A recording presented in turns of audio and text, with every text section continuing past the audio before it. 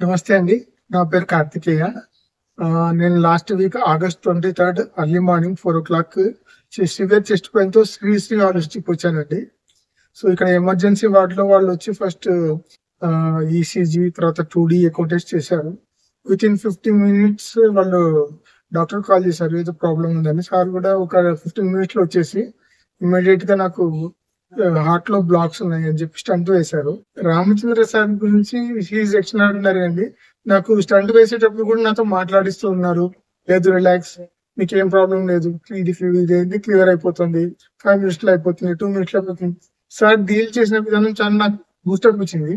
కొంచెం భయం పోయి లేదు నాకు లైఫ్ మీద మళ్ళీ నేను కూడా బతకచ్చు అనే హోప్ క్రియేట్ చేసింది నాకు.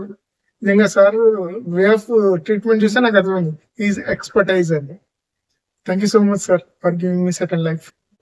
సో, అర్లీ మార్నింగ్ 7 కంతా మొత్తం అన్ని క్లియర్ అయినాయి. ఔట్ ఆఫ్ డేంజర్ అని చెప్పారండి. ఐఎమ్ సో హ్యాపీ అండి.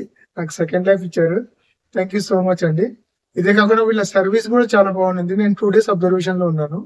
సో, వార్డ్ బాయ్స్ కానీ సిస్టర్స్ కానీ వాళ్ళ సర్వీస్ నిజంగా మాటల్లో చెప్పడం చాలా కష్టం అండి. చాలా డెడికేటెడ్ గా చాలా సిన్సియర్ గా వర్క్ చేస్తున్నారు వాళ్ళు.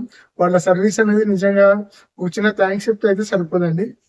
Really thank you so much. నాకు ఇంక వేరే వర్డ్స్ లేవండి. Thank you so much again.